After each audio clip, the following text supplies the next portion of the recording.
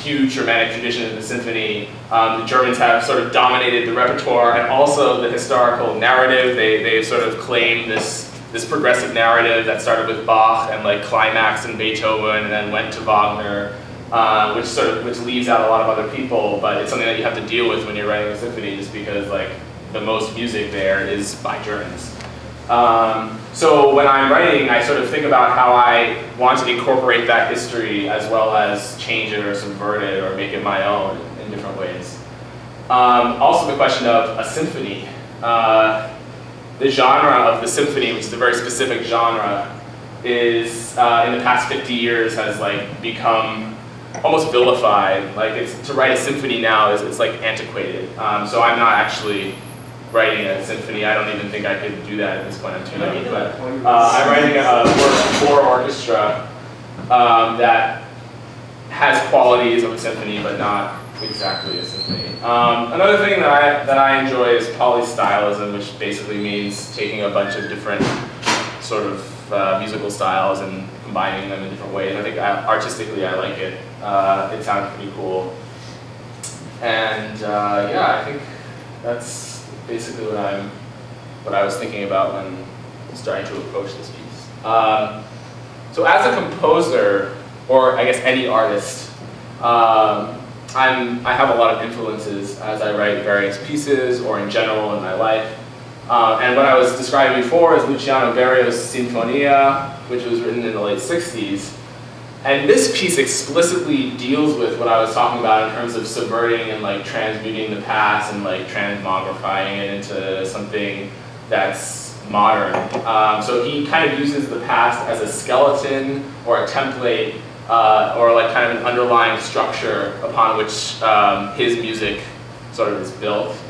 And this structure he uses in one of the movements of his Sinfonia is actually a piece by Mahler, who's a famous late Romantic German composer. From his Symphony No. 2, Berio actually takes this piece and puts a lot of stuff over it. He uses this exact piece as a structure, and you'll hear the piece going through, and I'll play it in a second. And he puts a lot of other stuff on top of it, including other quotations from pieces by these composers. And there's also, in this piece, there's also a lot of, there are singers and they speak texts by Beckett and Joyce, and as well as I think some graffiti that he found somewhere.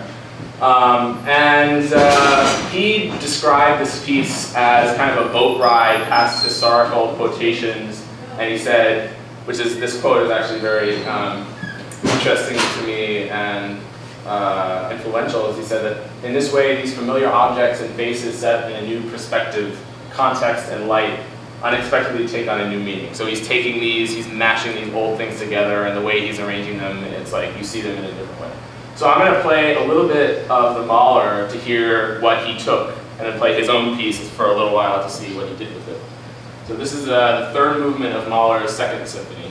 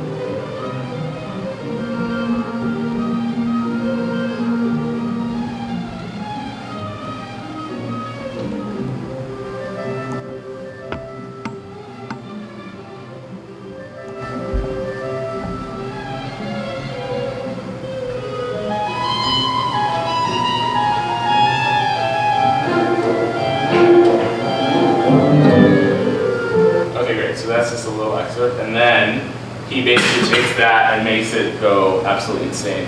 And you might be able to recognize a little bit of the, if you can hear the melodies in that piece, they're sort of weaving underneath his own piece. Yeah.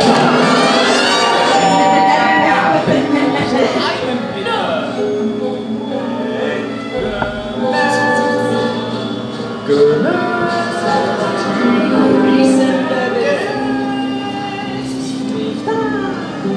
Where now? It's going in the background. Keep going.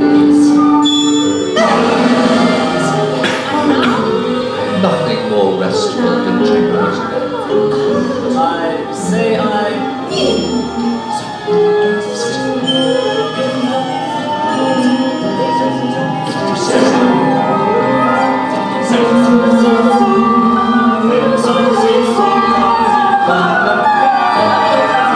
The voice actually sings. You're academic exercise.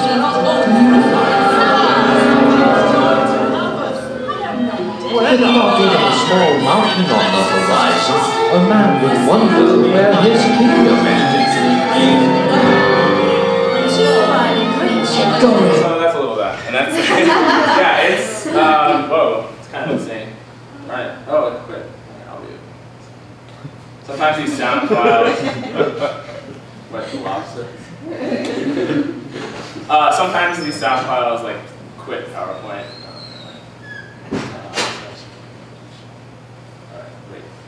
So, that's one. So basically, it's not like my piece won't sound like that, it doesn't have voices in it, but that's kind of some of the ideas going through the piece. Another thing is Bach.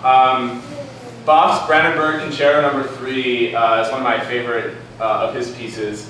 And the idea of, I'm not going to go into this too much, but I do want to outline a little because it's important what I'm talking about, is the form of this piece is actually providing me a very distinct model for the first movement of my piece. In that it's a concerto grosso, which basically means there's sort of an orchestra and then a group of solo instruments playing against that orchestra that alternates with the orchestra. So you have the orchestra playing fully and then this group of instruments and the orchestra playing fully again, so it alternates back and forth. There's a specific form called ritornello form, which basically means there's like one theme that's repeated throughout the piece, and then in between the repetitions of that theme there are also little episodes of other material, which is what I use for the first movement of my piece. And another thing to listen for, I'm going to play this in 1 second, is there's a lot of repetition and kind of like almost like a machine. Like this, it's Baroque music and it's from, you know, the 18th century, but if you listen to it a certain way, it almost sounds like it's just like a machine churning over and over again, which is something that does inspire me in the way that I write, at least in this piece. So this is Bach. And then you'll see Schnittke in a second sort of mangles with this kind of material.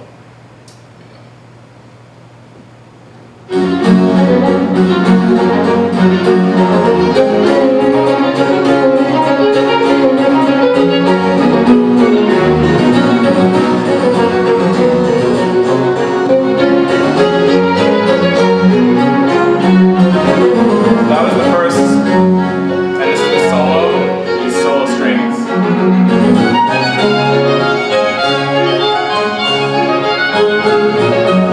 The orchestra again coming back.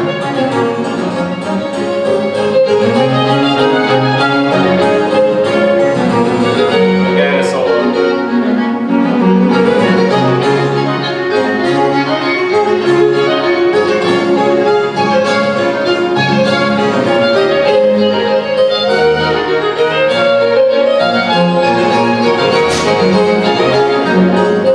Good. All right, great. So then, Schnittke, who's a 20th century composer, Russian composer, he went through a phase in his music where he was taking Baroque forms just like that and sort of making them sound really weird and really cool.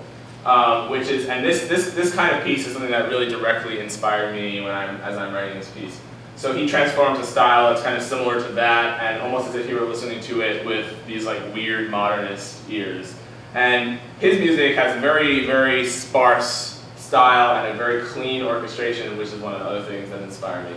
So I'm going to play 2 excerpts from his Concerto Grosso No. 1, and you'll hear the violins coming in almost like the Bach piece, and then it just gets really strange.